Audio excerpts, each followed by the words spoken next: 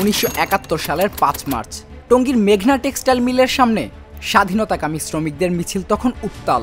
ঠিক সেই মুহূর্তে পাকিস্তানি প্রশাসনের নির্দেশে গুলি চালায় ইস্ট পাকিস্তান রাইফেলস বা ইপিআর। ঘটনাস্থলেই নিহত হন 4 জন, আহত হন অন্তত 25 জন। এই নৃশংস দৃশ্য চোখের সামনে দেখেন এক ইউরোপীয় কর্পোরেট কর্মকর্তা, তার নাম উইলিয়াম এস ওডারল্যান্ড।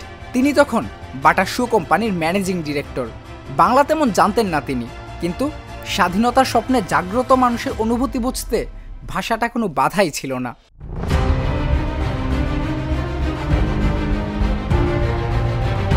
এই ঘটনার পরেই বদলে যায় ওডারল্যান্ডের জীবন। দিনে স্যুট টাই পরা একজন নির্বাহী, আর রাতে দুর্ধর্ষ এক গেরিলা যোদ্ধা। মুক্তিযোদ্ধাদের কাছে যিনি পরিচিত হয়ে ওঠেন ওডারল্যান্ড ভাই নামে। কাঁধে স্টেন গান ঝুলিয়ে ঢাকার ব্রিজ কালভার্টে হামলা চালানোর নেতৃত্বও দেন তিনি। তাই একমাত্র বিদেশি হিসেবে বাংলাদেশের 4র্থ সর্বোচ্চ সামরিক খেতাব বীর প্রতীক পেয়েছিলেন ওডারল্যান্ড। তার যুদ্ধ কৌশল ছিল ভিন্নধর্মী। কর্পোরেট পরিচয়ের সুবাদে তিনি সহজেই যাতায়াত করতেন পশ্চিম পাকিস্তান ও ঢাকার সামরিক আঙিনায়। এ সুযোগ কাজে লাগিয়ে ঢাকা সেনানিবাসে গড়ে তোলেন ঘনিষ্ঠ সম্পর্ক। লেফটেন্যান্ট কর্নেল সুলতান নেওয়াজ থেকে শুরু করে টিক্কা খান, নিয়াজি, রাফরমান আলী সহ শীর্ষ সামরিক কর্মকর্তাদের সঙ্গে তার ছিল ঘনিষ্ঠ সম্পর্ক। বিদেশি বলে কেউ তাকে তেমন সন্দেহও করত না। আর এই সুযোগেই পাকিস্তান সেনাবাহিনীর গোপন যুদ্ধ পরিকল্পনা, অস্ত্র ভাণ্ডারের তথ্য, সেনা মোতায়েন সবই সংগ্রহ করে পাঠিয়ে দিতেন 2য় সেক্টরের মেজর হায়দার ও মেজর খালেদ মোশাররফের কাছে।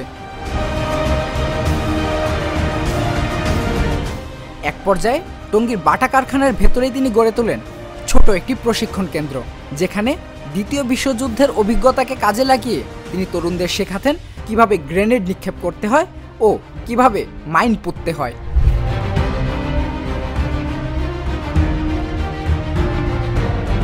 স্বাধীনতার পর অস্ট্রেলিয়ায় ফিরে গেলেও বাংলাদেশের প্রতি তার টান কমেনি কখনোই। বীর প্রতীকের সম্মানের টাকা পর্যন্ত তিনি দান করে দিয়েছিলেন মুক্তিযোদ্ধা কল্যাণ ট্রাস্টে। মৃত্যুর আগ পর্যন্ত নিজের নাম লিখতেন WAS ওডারল্যান্ড বীর প্রতীক। আজ 6 ডিসেম্বর, এই মহান মুক্তিযোদ্ধার জন্মদিন। বিজয়ের মাসে বীরত্ব গাথা এই বিদেশি নায়কের প্রতি রইল গভীর শ্রদ্ধা। নিলয় দাস, জাগো নিউজ। দুধার চকলেটে একাকার হয়ে ওঠা প্রাণ লেয়ার সম্পর্কের মিষ্টি ম্যাজিক।